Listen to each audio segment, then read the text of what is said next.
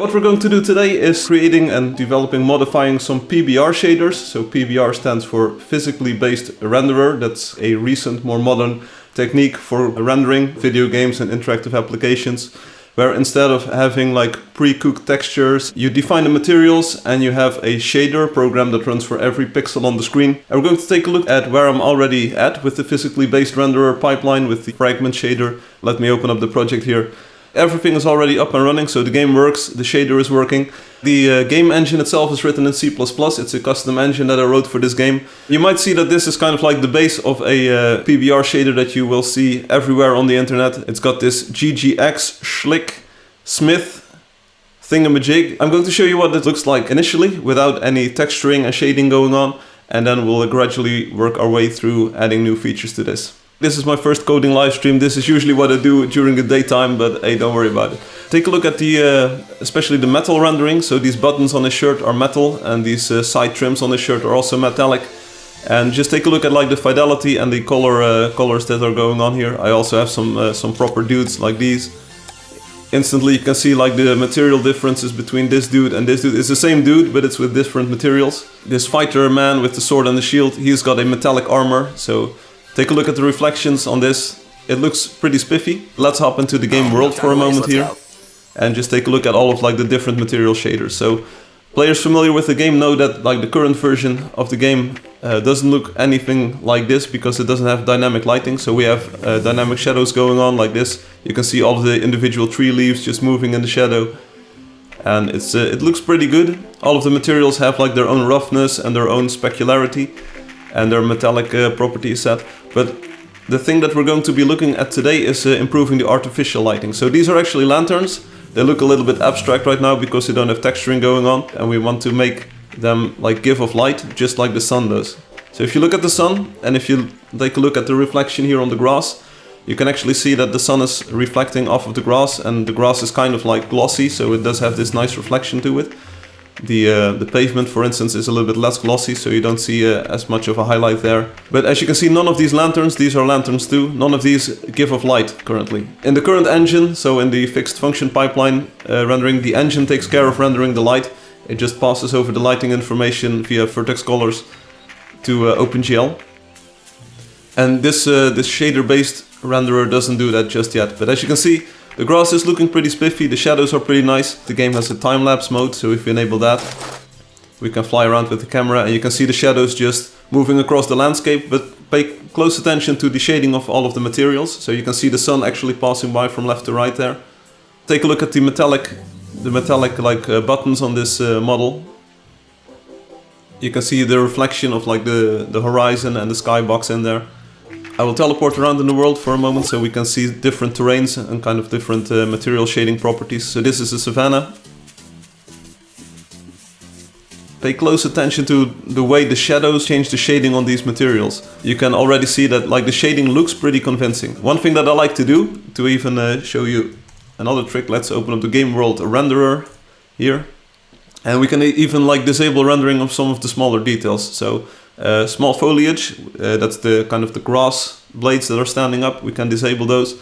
Block decorations, that's like the small rocks that you see scattered around. If we remove those, the landscape instantly becomes a lot cleaner and you can like see the material shading and effect much better. So hey, where's the grass? The grass is gone. So here we are in one of the like more special areas in the game with floating rocks. The marble is very glossy.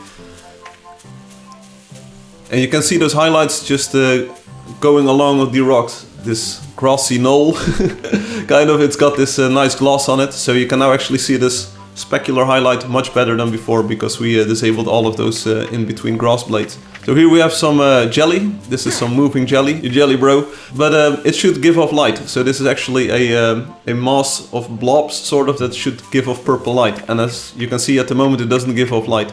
As the day goes by, the sun moves and the shadows just drift over the landscape. And I removed some of the dramatic ambient occlusion when layers of blocks connect to each other. So you get these very nice smooth looking hills like this. This is one vertical layer sort of, and this block is one layer above that. And there used to be like a very hefty ambient occlusion effect. You can still see some of the ambient occlusion, so there's a little bit of light occlusion here, but it's much better now, much smoother. So without the grass and without the rocks to distract you, you can now finally see like all of the material shading. It's looking fine and online. My goal is to add this artificial lighting.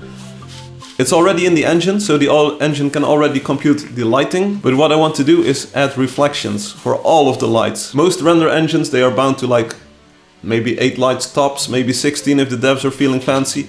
What I want to do is support unlimited lights. Boom! So everywhere you place a lantern, it will actually reflect off of the blocks, and you will have these very nice highlights coming in from all sides, feeling like you're actually there. Some of these domes are built with metallic materials like copper and gold. Check it out. I love gold. The look of it, the smell of it. Oh, here you can see a very good difference between the materials. So this is gray marble, which is actually pretty glossy, and there's patina, which is kind of like a rusted version of copper next to it. But just check out the difference in shading. So this is kind of like what the PBR thing does. Metallic materials, they look like a lot different compared to non-metallics. It has something to do with like their surface properties in real life. So check this out in the time-lapse mode. This is a metal bunny with a purple anodized steel, and check out the reflection as it moves across the daytime. That looks pretty spiffy. I like it. It's very cool. There's also a metallic lion next to it. So what I want to do is to make it that this lantern, the one right here, the one I'm zooming in on, like this one, enhance. This lantern. How cool would it be if you could actually see it reflect in this piece of metal over here? We actually have another player here, I think. Yeah, this is another player. We can't tell what their name is because our textures are disabled. I think some NPC is trying to tell me something. Yeah, sorry NPC, I don't speak untextured text at the moment. Hey bro, what's up? So the current textures are just flat textures that used to be applied to the material. They don't really work well for this PBR style. The shading itself is good, so you can see this highlight on this rolling hill over here. The hills themselves are very smooth. So we've got a good base, but we're going to focus on the artificial light today. So we're going to hack the shader and we're going to hack the game engine to support infinite artificial lights. Is everyone ready? I'm ready. Like I said, the engine already provides the lighting information to the shaders. I'm going to copy one of these debug statements and we're going to use it here. So instead of all of the shading, we're going to just use the light colors from the sources. Let's call this artificial light color. So everything where no artificial light is touching will be black, and everything where artificial light is actually touching will be the color of the light. The lanterns, they actually are this yellowish color, so it does have this artificial light baked into it. Perfectly acceptable. This is kind of like the lighting model that the current version of the game uses. A flood fill algorithm. If there's something blocking the light, it will not let the light through. If there's nothing blocking, it will let the light through like full force. We can use this calculation for kind of like diffuse artificial light. So let's see what that looks like. We actually add it to the diffuse light like this. Boop. And the irradiance is currently the light color from the sky, which is good. That's kind of like your secondary light source. And then we add the color from the sources. I like it. Let's see what that looks like. So you can now kind of see, it's very subtle, but you can see that there's a little bit of yellowish light combating this shadow over here. You think that stronger light would be nice, but that's not what you actually want. What you want is to actually have this light reflect off of surfaces. Let's move the entire diffuse calculation, like from here to this part. So we say the irradiance is light color from the zenith plus the local light color from sources. And then the diffuse factor becomes irradiance times albedo. Again, it's very subtle, but it's supposed to be subtle. I feel that the light isn't being overpowering at the moment. I feel it's pretty good. These guards are just standing, well, guard. Let's debug one more time. I feel this is like very good lighting information to start working with. We're going to assume that the light color from sources, it's absolutely perfect. We move the irradiance to this term over here. And we removed it from the pre-filtered color. That pre-filtered color is actually the reflection color. So you could say, like, if there's a light around, it like a metal would probably reflect some of that. So what if we spawn this fighter near this lantern? These like grayish armor pieces under the metal. They are affected by the lamp, and his face is, but the metals aren't. So the question is, like, do we kind of want to simulate that effect by using the light color from the sources in the pre-filtered color as well? So we can say pre-filtered color plus is local light color from sources, like this, and then it will kind of like take that light into account when reflecting metals. So I think it's a bit too strong, but we just like halve this. Usually when finding values for aesthetics, it's best to double or either halve them. It's like a binary search. If it's an in-between value, you can always tweak that later on. So this is somewhere in between. I think it's a little bit too strong still. Also, his face is starting to get a little bit blown out. What happened to your face, bro? Let's go with a quarter. It just picks up a little bit of this this lamp. Let's go with a third then. No time to waste, let's go. Yeah, this is perfect. This is exactly what we wanted. You can see some of the off gray coloring. Maybe the roughness should actually play part in this. So what if we actually multiply by the material roughness instead? But can we explain this to our future selves? It's like in 2 years, if we revisit this code base and it says add artificial light to the reflection color. Does this make any sense at all? If you want to know where these come from, it's learnopen.gl.com. So this website contains a lot of like OpenGL rendering tips and tricks.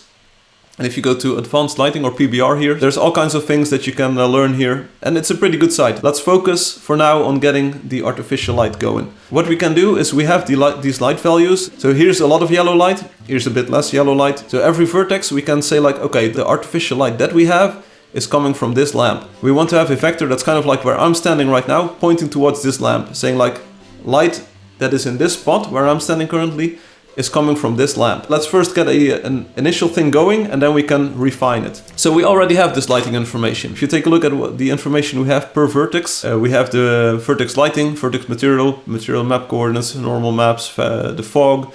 So we kind of want to add a new vector here, which we would call like vertex lighting direction. We only need XYZ, but let's fake it first. That's what I learned. We're going to fake it first. This is an overview of how the rendering engine works. We have the game, right? This is where we start. The game, it's got a rendering engine. The rendering engine has got client chunks. These are 32 by 32 by 32 parts of the game world. Voxel information is stored in these client chunks. They have render buffers, and the render buffers contain render vertex instances. So let's call this a standard vector of render vertex. These render buffers are generated from geometry. Meshes. Let's say the client chunk, it's got geometry, it gets meshed, and that's a series of model vertices. So that's a vector of model vertices. Those get converted to like render buffers with render vertices. That goes to the GPU. That goes to the vertex shader, and that goes to the fragment shader. You are here. This is what we've been looking at the entire time, the fragment shader. So this is ultimately what pixels look like on screen. There's a lot of things, a lot of steps that happen before this. We're going to have to change all of these steps, or at least up until the geometry, I think. Geometry gets meshed, and that gets, it's a concept I call beautifying. So we generate mesh, and then beautify the mesh. And beautifying is the process where we calculate the in-game world properties of a vertex, set them in the model vertex, that gets shoveled to the GPU en masse. We're going to have to do all of these things in a different way now, because we want to have directional lighting in the fragment shader, so it has to be supplied from the vertex shader. Let's just call this GPU vertex shader, GPU fragment shader. And let's remove this step.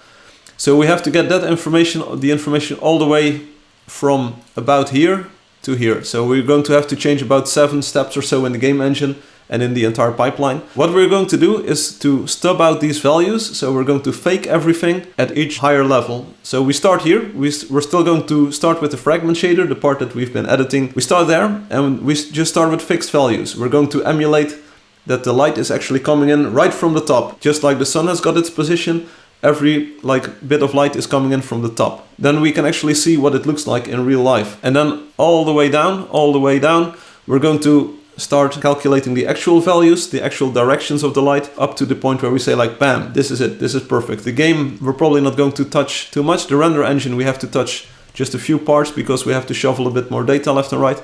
Client chunks, we're going to have to change some of the lighting information that's stored there, because right now it only contains the light values at all spots, but not the direction of the light. While rendering the meshes, we'll, like generating and beautifying, we're going to have to take this lighting information and push it inside of these model vertices. So that's what it's going to result in. Then we'll have to do a bit of work in the render buffer to make sure that these render vertices include this new lighting information and actually calculate it and contain it in the right way. And then we're going to start with these vertex and fragment shaders. Vertex shader kind of ties into the render engine because this communicates with that. We already have the lighting information here, so we're going to fake data all the way up the stack. Starting off with the fragment shader. Instead of adding a new thing already, we're going to fake a lighting direction right here, right now. This is where the sun is being calculated. So this is the reflectance equation. This LO, you can actually add terms to this. So this used to be a loop. This used to be a for loop for int light index is 0, light index is smaller than light count, light index plus plus. So this is kind of like what the loop would look like. And then for every light, it would calculate these values and add them up. So that's the entirety of the direct light that's coming in on the material, going towards the eye of the viewer. So this is the reflectance equation. Let's call it the sun reflectance equation. Let's copy this entire thing. And now the artificial light. We already have LO, so we're not going to do anything with LO here. We're just going to add at the end of this. This should compile and run, but this should double the light coming in from the sun because we do the sun calculation twice. Already you can see this dude is now over bright. The sun is definitely working and it's not doing anything else. So L is the direction where the light is located. We're going to make this a vector of 3, 0 on the x-axis, 0 on the y-axis, and we're going to say like it's coming in straight from the top. Z is up in this engine. So we now should have two suns, sort of, because we have the actual sun and the fake sun. There is a light actually right below us. See this? This white spot? It actually follows us around. Light is coming in straight from the top. Then it normalizes a view vector. So view vector is V. It's the vertex position in the world. Or on the main screen, it is facing right towards you. Okay, that looks good. And then the radiance. It says it's the scale of the radiance, which is just kind of like a sun scaling factor. We should rename this. Where is it? Scale PBR sun. Let's call this sun, like this. And let's make sure we only do it for the sun. So that's kind of like the scale of the intensity of the sun. And right now we're going to just tweak with this and let's say, okay, we want to debug this. So let's make this 8.0 even brighter than the sun. The color itself is not the color of the sun because that's not what we want. We want this to be the local artificial light color. So it looks like we're going to have to calculate that a little bit earlier here. Like this. Artificial light reflectance equation is it's all good, but let's calculate the artificial light first. So we're going to use that color. So for now, like in the village, it's going to be all yellow sort of. And we don't have to remove light if it's in the shadow. Since we don't shadow per light, we're just going to make these always light. And you see this in commercial engines as well. Not all of these dynamic, so kind of like dynamic lights, have proper shadowing. I think all of these other terms, like all of this other calculation stuff going on, like this part, it's actually the same for all of the lights. The only thing that changes per light is the direction the light is coming in from, then the bounce into the eye, and then the color of the light. So I think we're good. Okay. I can see some artificial light here on this grass coming in from the top. So maybe we can even disable the sun. How's that? We disable the sun, we make the artificial light a lot stronger. You can definitely see that there is artificial light being cast. And like the closer we get, the more intense it is. Yeah, this lamp is reflecting here. Check this out. Every individual light now has this reflection thing going on. Let's make it even brighter. Here, these are the highlights we're looking for. And they're near the lamp. But all of these specular highlights that you see, they are now coming from the lamp. So this is supposedly fake light coming in from the top from a lamp that you can't see. The theory holds. I'm even amazed that the lamp, like the effect is measurable up until here. So now we're going to make this dynamic. Let's use the smallest amount of data possible.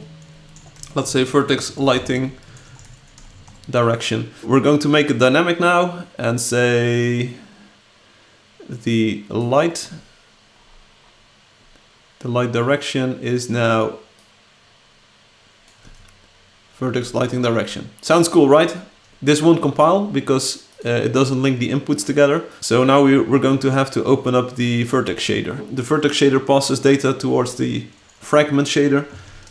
The vertex shader is kind of like the thing that runs for every vertex in the input, and then the fragment shader runs for every pixel in the output. Now we're going to say vertex lighting direction is a vector 3 of 0, 0, 1. This should compile, this should run. But now at least we moved the fixed definition over to the vertex shader. So we're passing along more data and it still works. Now we want to pass this over to the engine. So instead of having it fixed inside of the vertex shader, we now move it to the render buffers inside of the game engine, and that's going to be a bit of a heftier change. We're going to see what that entails. So we're now going to have to make an input for these values. From the shader inputs we get a position, color, texture coordinates. Let's keep it simple. We're going with the vec3 here as well. We can optimize this later on as well. Let's call it lighting direction. Lighting direction, that's what we get from the buffers. And then we just pass that along. So this is simply passing this along. Now it doesn't work because we actually don't receive the input. So this value probably gets stopped to 0. Let's open up the render engine, OpenGL, here we go. And let's open up the render vertex definition in the right screen. So okay, this is like the data we're sending over to the GPU. Here on the left side we are actually sending the commands to say like, okay, this is what you're going to get. You're going to get these vertex attributes. And here you have the definition of those. So we have 4 sign shorts with the position. We've got 4 bytes for the colors. We've got 4 bytes in total for texture coordinates. Then we send over the normals. We have shadow factor, artificial light. This is the X, Y, Z, W lighting components. We're going to add 4 more bytes here, and let's call them lighting direction X, lighting direction Y, lighting direction Z, and then we have another unused. We're not going to pass that to the vertex shader. So the vertex size changes. We now have a 4 times 1, 4 times 1, 4 times 1.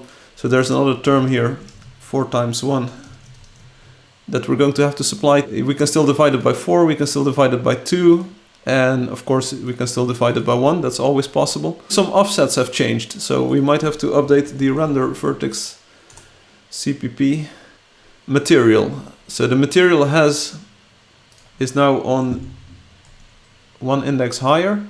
The material map is also 1 index higher, and the normal map is also 1 index higher. We can make a setter already, render set lighting direction, and then we want a const, we use int ATs here. So we're going to, this allows like external code to set up the direction of the lighting. I like to keep the code consistent, so we can copy the definition. Set lighting direction const X, Y, Z, that's cool. Store lighting direction. And it's not at 16 then. If the normal starts at 16, this is 16 plus 0. Then this is 17, 18, 19. This is 20, 21, 22, 23, 24. So we start at 24 here. It's a bit like, yeah, you're working with raw data here. Okay, so we can now set the lighting direction on render vertices. We need to tell a few parts that we're sending another attribute array. So that's now 9 things. 1, 2, 3, 4. Yeah, it's 9 things, of course. Let's open up the render vertex for reference. So 9 things in total. Position is 0. So 1 thing, 2 things, 3 things, 4 things, 5 things, 6 things, 7, 8, 9. Okay, so this is 9 groups of properties that we're sending over. So we enable 9 groups of properties in the render engine. The attributes themselves, position hasn't changed, the color isn't changed, the texture coordinates are the same, the normals are the same, lighting information, that's this one if I'm not mistaken, is the same. And then we get another set. ADGLExec, that's a wrapper that calls an OpenGL call and does error checking on it. So if there's any OpenGL error, it will print it to the screen, program will just halt, and you will know what's wrong. We have a new attribute at position 5, it says. And let's see, 0, it's actually 6, so 0, 1, 2, 3, 4, 5, it's actually correct. It consists of 3 elements. We're sending over bytes. because each of these components is a signed byte, so it's a byte. Do we want to normalize them? It's probably free. Let's normalize them. They're render vertex size apart. And they start at, it's a void pointer. Yeah, this is kind of like OpenGL syntax. And we start at what the previous one started at, it's 24. And then this one is attribute number 6, starting at 28. Then this is 7 starting at 32. And then this is 8 starting at 36. Let's see if we run what it looks like. I'm not sure if things are actually okay, because take a look at the shading of the builder. Take a look at the shading. It's actually, something is amiss here. What we now need to do is to make sure that, I think it's the render state manager, OpenGL, that this guy knows about all of our properties. So let's see. Yeah, here we go. We have the attributes here. So buffer position, sound familiar? They sound familiar. So we're going to insert another one here at position 5, lighting direction, because it was using the old indices. So let's call this one 8. There we go. And we add, and we make sure, okay, so we actually check these as well. So let's make sure that OpenGL and we are on the same page. Lighting direction. So we also pass in some uniforms and stuff, but that's not interesting. So we added our attributes in the communication with the vertex shader as well. And now things should look good again. Yeah, so we definitely have our metallic buttons again. We have our builder looking good. Time to waste. Let's go. Okay, we don't look like a sea of stuff here. Let's go into the render buffer here. This actually is the class where you pass in model vertices. So you can say like, I want to add a quad consisting of model vertices. That's kind of like the glue between the engine and the rendering pipeline. And this one converts those model vertices to render vertices and kind of like tries to reuse them if possible. So here we are going to say render vertex. Here we're going to hard code it. Set lighting direction 0, 0, and then int 8 max. So now we're going to set it up. It should look the same, and then we can start testing from the code. So instead of this being in the shader, it's now actually in the engine, which is where we want it. So okay, it looks similar, but I think it's got way more power to it. So I think previously it was set to 0, 0, 0. So let's go with, let's maybe just denormalize this thing. Int 8 max, int 8 max, int 8. The idea being that the light now comes in from the northeast and the top at Let's go. Hey, this is actually, it's working. See, the light is actually coming in. It's actually coming in from the northeast, from the left and to the back of us. See it? It's actually coming in from the northeast. So now everything is lit as if there's a sun to the northeast. Next up, we're going to do the model vertex. So let me show you what the class definition looks like. The model vertex is kind of like the same as the render vertex, but instead of being a gigantic struct of bytes that are addressed in different ways, it actually has human readable properties. And this is where we want to add our lighting direction. It's going to be a decimal byte 3. This is a normalized vector with just bytes as their components. And we're going to call it lighting direction. Get the C++ file. We have this huge comparison operator, and we have to add like a term here. So this is not going to look pretty. And if anyone knows a better way to do this, let me know.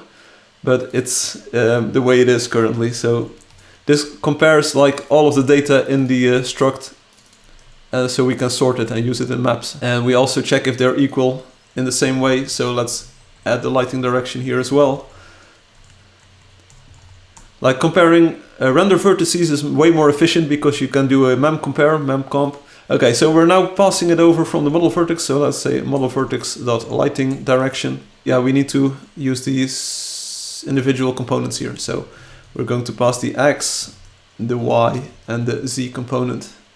There you go. It compiles and it should run, but now the lighting should be gone, or it should be completely wacko because we have a 0 vector. So as you can see, the lighting is now completely gone because there's a 0 vector. It doesn't radiate anywhere. The light doesn't come from anywhere. Now we need to set up these model vertex values, because if we open up model vertex, you can see if we actually reset properties, if we actually make a normalized vector from a full-sized vector. So this is going to work. Now we have the actual correct light. We have a way of getting it into the engine or like into the render buffers.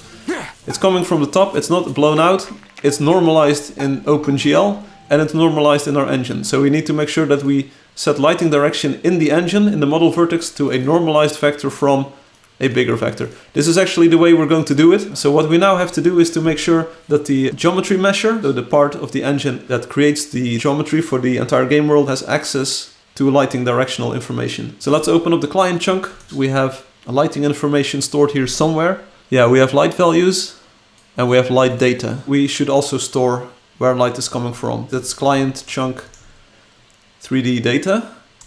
And we store cell coordinates as well. Light data positions. Sure, because once we know the positions of the light where it's coming from, we know the position where we're rendering from, and we can calculate the vector. Let's open up the light value tracker. This thing updates light values for coordinates. So we never darken light. If the new light value is smaller or equal to the old light value, we stop. This update method, we're going to include not only the new light value, but also a cell coordinate 3D, new light coordinate. I like to use const a lot, so let's const these up. Const means that this value is fixed, can't change. So we never darken light, that's good. And if we would darken light, we don't have to update the light origin. Shall we call it origins? New light origin. There are two hard problems in computer science: caching and naming things. Okay, light origins, there we go, light origins, that's entirely what we want. And we might even want to rename them in the client chunk as well. Light origins, like this. We filter out light that is darker than what we already have. But if light is lighter than what we have, we not only want to update our light values, but the light origins, we set the in-chunk coordinate to the new light coordinate. And new light coordinate is actually renamed light origin now. New light origin, new light origin. Now we go back to the light value renderer and we go to the setup light origins. There's a lot of compilation errors here, but we're going to fix them. Set up light origins. This is where we set up the initial values. So we know the origin of this. So we do cell coordinate 3D, const, the origin, that is the base x plus x, base y plus y, base z plus z. Because as you can see here, we are looping through like the size of a chunk. We have the base coordinate of our chunk in base. So we can just calculate base x plus x, base y plus y, and base z plus z. And I'm a bit of a parentheses dude, so let's add these around it. And we now pass in the origin plus the maximal light value at each of the cells that has a light source. We're updating the in-chunk coordinate with the propagated light value from our neighbor. And now we just need to know where the light came from. Oh, we have a cell data provider, okay? So now what we want is light origin, and that's cell data provider, get light origin, light source, neighbor coordinate. So now we need to create cell data provider, get light origin. Let's just copy over what we do for the light values. We get the client chunk for this coordinate. That's a good starting point. If we have a chunk, return the light origin for the requested coordinate. So in chunk coordinate, it's const, and then return chunk get light origin, origins, data origins, get in chunk coordinate. Apparently we do not know this chunk, so we could return an empty coordinate, of course. So we should be compiling, the light value tracker should be working. Okay, so I'm not sure if we're leaking memory, but we can at least now try to see light value tracker, caveman style, printf, sure. Updated light at d. Oh, look at that, it's working. So these are in-chunk coordinates, and these are actually the in-world coordinates, and they look very reasonable. This is level 1, this is level 2, 3, and 4, so that's actually correct. The fact that we're updating multiple in-chunk coordinates with the same origin. As you can see, that's cool. So okay, we have a chunk light value renderer and we have a chunk light data renderer. Data renderer is the thing that renders the data towards the chunk, and the value renderer is the one that like renders values that we are going to store later on. So we have all of the data here, and we loop through the whole chunk. Okay, so here we can actually start comparing like which light is the lightest one. Let's make it easy on ourselves. UN32T. Brightest source is artificial. If brightest source is smaller than infrared, brightest source is infrared, and the origin becomes the source infrared. And if brightest source is smaller than ultraviolet, then the brightest source is ultraviolet. We don't actually use this, and the origin becomes the light origins array. Ultraviolet, and then we store brightest light origin if we have any light. If 0 is smaller than the brightest source, light origins, data origins, set in-chunk coordinate origin, and else. So if we don't have a light source, we just reset it to be empty. In-chunk coordinate, cell coordinate 3D. So none of the origins that we are currently propagating or updating are either empty or 0. So that means when there's a little bit of light striking somewhere, we always have a proper origin saved. Then what we want to do is we want to look at the client light color provider. This is what it gets called for every vertex in the game world. We want to update the lighting nice, this thing, and it gets called on a vertex, and we have a cell data provider. Sounds familiar. So this is where we interpolate light data. This is actually what we want to do, kind of, sort of. I can live with doing a single sample at the moment. Our task here in this function is to update this model vertex. And remember, this vertex, model vertex, now has a lighting direction. The lighting direction is the normalized vector from the light origin minus where we are. Origin subtract position.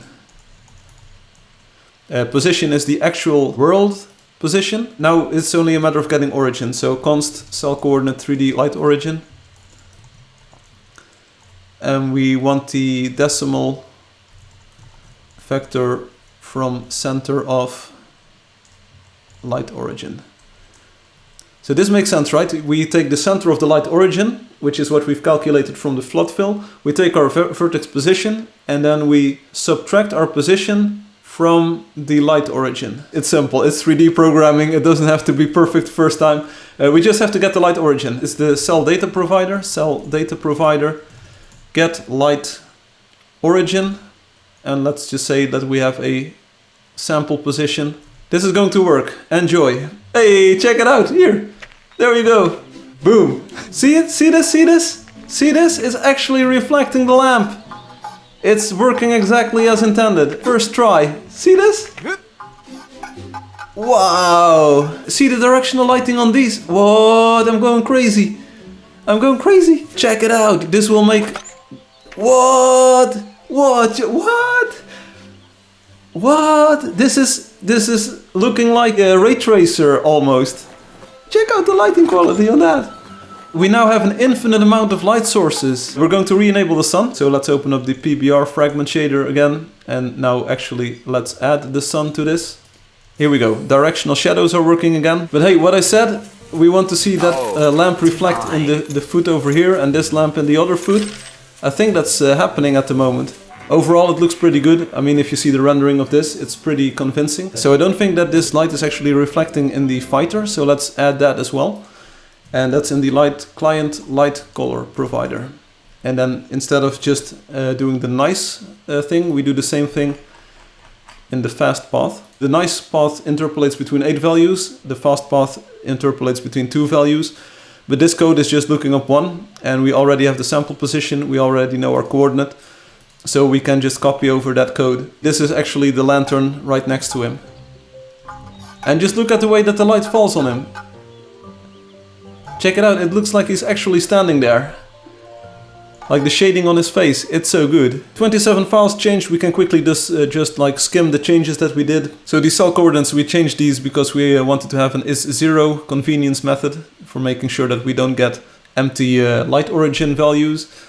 This is a chunk light data renderer. This is what converts the light values that we calculated. It stores those in the chunks. We make sure to now actually use the raw, the undithered data and use that for our comparison. We select the brightest light that we can find and we store its origin. Here's the chunk light value renderer. So this is what starts with a unlit world and then says, okay, here are lamps, and then we flood out the light. So light value tracker update, instead of having just the coordinate and the propagated light value, we now also propagate the light origin. So that's cool.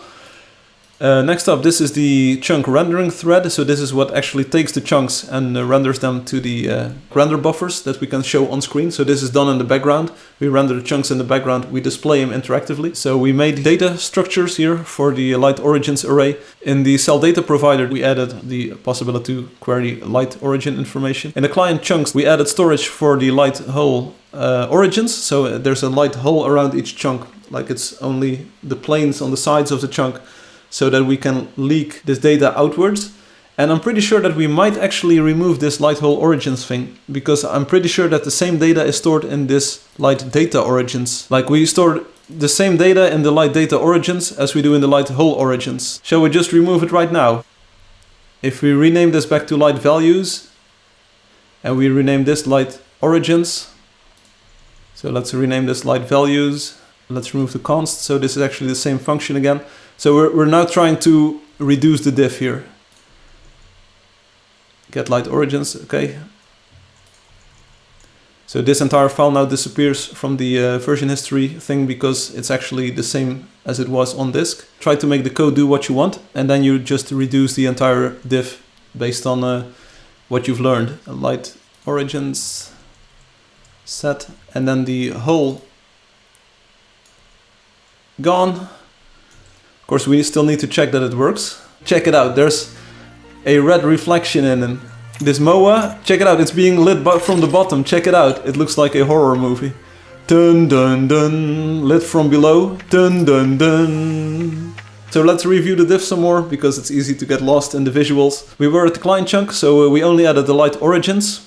It is a bit of a hefty data structure. Instead of like using a cell coordinate, we can use a truncated version of that, because a light half the map away will never affect like nearby cells. So maybe we should make a short coordinate kind of thing if this turns out to be a bottleneck during execution. Vertex shader, we added the lighting direction. That's cool, lighting direction. And here the buffer lighting direction, we just pass it over to the fragment shader. That's entirely correct.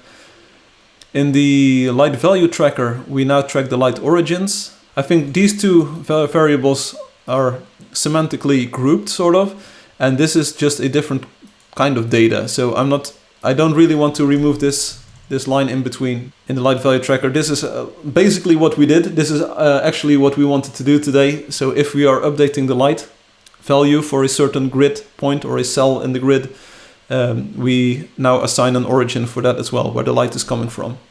So that's looking good.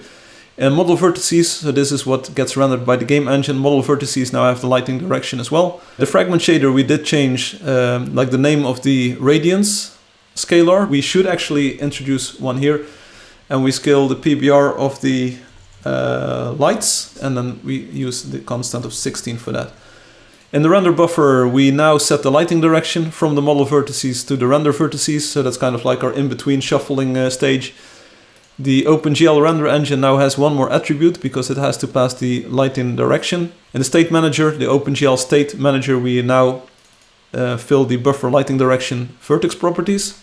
So that's going to the vertex shader. And then in the render vertices, here you can see that our data layout has changed. We now add a int ranged vector for lighting direction. We had to update the vertex size, and we have a new setter for setting up that lighting direction. Let's disable texturing one more time so that we can actually see the light in effect. Check out the lighting on this. It's never looked this good. Like, it's not perfect, but it's so good. Check it out, these metals, like the way that they are reflecting. I was really amazed that this worked first try. It was an insane idea, and it actually works. So instead of having to wait like weeks to show you, I can now show you immediately. Time-lapse mode, check it out. For a real comparison, add a way to disable while the game runs. Yeah, I don't want to do with bools or anything, so what I want to do is this. We can do half of the screen with and half of the screen without, and then we can just compare. Artificial light radiance, so if GL frag cohort.x is smaller than 960, we do it. Okay, so we don't see the light reflection now, but we do see it. See it? It's at the halfway point of the screen. Check it out, check the difference. Indoors, what? You can probably also see the difference on the dudes. See the difference in lighting? The directionality? Check it out on this man. Check this out. On the metallics, it's just another layer of like reflection going on. And his face, check out his face. So, mission accomplished. This is exactly what I wanted to achieve. Just amazing shading all around. Here, check it out. We have some light reflecting on the grass here. Woohoo! Oh, check it out. Check it out. Screenshot, screenshot. Can we take a look inside? Oh, why does this look like an actual building? Come on. I mean, this looks like, check out the plant pot. Whoa, did you see the lights turn on there? What, Oh man, this is so good, this is so good. I'm amazed at that we actually implemented this in a single day, like going from no dynamic specularity to implementing it and it looking this good. It's just amazing. There's probably a few bugs that I need to pick out. The way I would debug this is by using the normals in the world. So here you can see like the normals in the world of all of the materials. These are used for how light is calculated. But of course you don't have to stop there. You can just say vertex lighting direction.